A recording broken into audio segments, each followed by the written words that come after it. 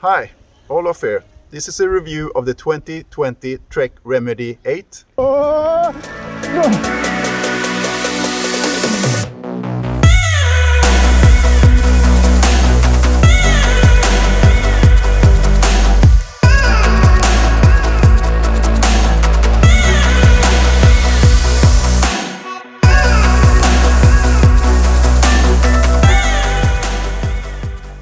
Yes, as a small YouTuber, it's very difficult to find 2021 models. Seems to be a bike frenzy going on in the world right now with the pandemic and all. Everyone needs a bike. So I got the 2020 Trek Remedy 8. I had looked at the 2021 model in the store, but I couldn't borrow that bike, unfortunately.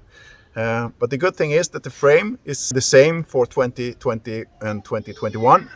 But some of the components are changed. So this is a review of the 2020 model, but I will also go through the 2021 model and all the changes to the components there. The Trek Remedy is very similar to Trek Slash, but this bike has got a little bit more of a playful character. It's got 27.5-inch wheels, and it's also a bit different when it comes to travel. The shock is 150, I think, and the fork is 160.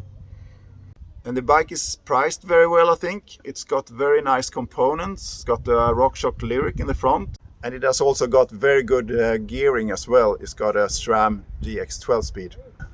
And since it's November in Sweden, we need to get back home before it gets dark. And I'll continue the review back home then. See you shortly.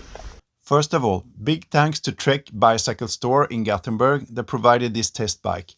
Okay, let's start by comparing the specs between the 2020 model that I tested and the 2021 model I couldn't test and get that out of the way.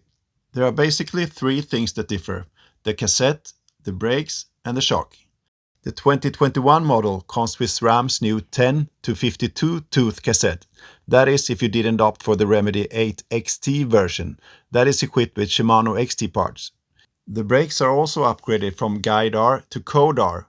Both are 4-piston brakes, but there is a little bit more bite with the Code R brakes. Lastly, there is the shock that used to be the innovative Formula 1-inspired reactive shock that is now replaced by the RockShox Super Deluxe Select Plus.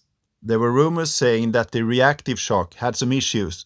They could supposedly bottom out every now and then, causing damage to the rear wheel. Maybe these are only rumors, or perhaps it was a bad batch. But the move to the Super Deluxe shock eliminates all further speculations. Looking at the geometry, the numbers are pretty conservative. The reach is 455mm in size large, the chainstay is pretty short but nothing extreme. The head angle is rather slack at around 65.5 degrees to 66 degrees, depending on the flip chip setting. I used the lower setting and I did not find the bike being too low, and I didn't find any need for a better seat-tube angle on the climbs. The wheels are 27.5-inch both front and rear, and are equipped with Trek's own 2.6-inch Bontrager wheels. I almost forgot to mention that the 2021 model actually comes completely tubeless already from the factory, which is a nice touch. Okay, enough numbers, let's hit the trails. These trails we have today are typically Swedish winter trails. Wet tree roots and rocks and plenty of mud. The area has got lots of steep hills here, so it's a roller coaster to ride. First step is a steep incline, where I follow my brother who was on the Remedy at the time. The tires grip the rocky surface very well and the bike climbs like a goat. It doesn't look that steep on the camera, but I had some trouble following on a Trek E-mountain bike. Impressive. The Remedy may not roll as easily as other trail bikes, but that could be the low tire pressure's fault. What we immediately can feel from the first meter is how poppy and playful the bike is. We have our wheelie and bunny jump expert Wilmer, 13 years old, to test that part. From all of the bikes we are presented to him, this bike is the easiest to jump with and to pop a wheelie on. That's a big thumbs up. The bike is marketed as the more playful little brother to the more enduro-focused Trek Slash, and so far the bike lives up to the hype. The Remedy is also marketed as a trail all-rounder, and I have to agree. It absolutely thrives on the trails, and it doesn't stop when it gets rough either. Where it falls short, however, is in the mud. Oh, good. Oh, oh, fy fan. At one part of the trail, there's a muddy descent, and I was on the limit of falling off the whole ride down. The large volume tires kind of floats on the top of the mud, and I think a better spec for Northern Europe would be something a bit skinnier and grippier. Oi.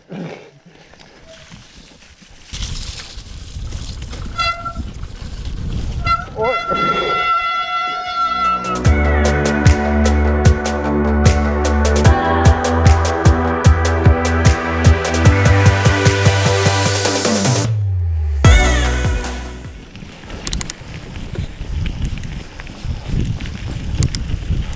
I'm beginning to like the SRAM components more and more after every time I try them out.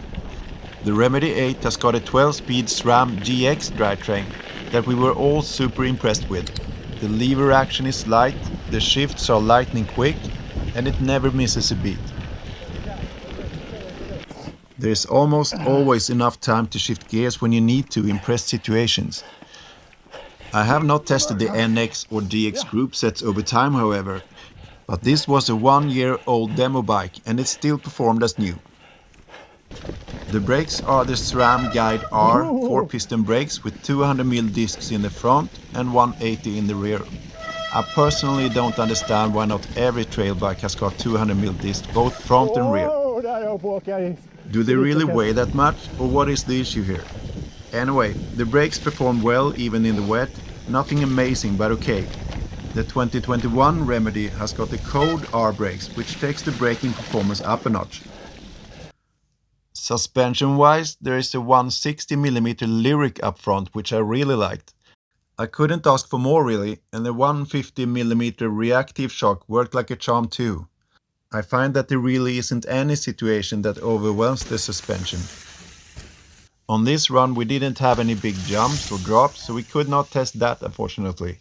But the small drops we found were managed without any hesitation from the suspension. Overall, the bike is very well balanced too. On some bikes I find myself having to shift my weight around to corner properly, for instance. But on the Remedy I felt at home right away, and that is confidence inspiring. Price-wise, this bike is around 35,000 Swedish kronor for the 2021 model. And even if that is a lot of money for a trail bike, I would actually go as far as to say that is good value for money, even when comparing the online competition. There is no need to upgrade anything on this bike. RockShox's Lyric forks and SRAM GX drivetrains are often found on far more expensive bikes. If there was something I would change, it would be the tires to suit Nordic conditions better. And the saddle is like sitting on a piece of granite. Here are 3 annoying things with the Trek Remedy 8. The shock cannot easily be replaced to the shock of your liking, since Trek uses custom mounts. The same goes for the stem, since the knock block is in the way. The tires are wide Bontrager tires, which may not suit your riding conditions, and are not particularly fast rolling either. But if you live in a muddy and rainy area, you should look for something else. We are 3 people testing this bike today, and all of us are now having trouble sitting down. How on earth can a saddle be so uncomfortable? Here are 3 good things with the Trek Remedy 8. The bike sure is an all-rounder and a fun one too. It's a nice blend of confidence-inspiring characteristics with focus on fun.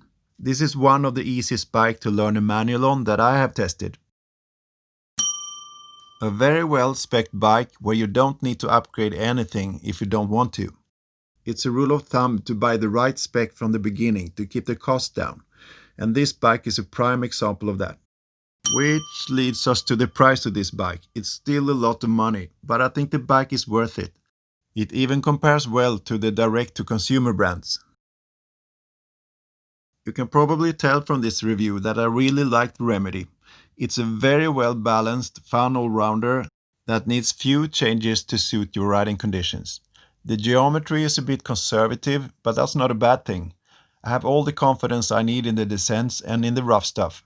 But the first priority for this bike is fun. And that is exactly what I look for in a bike at the moment.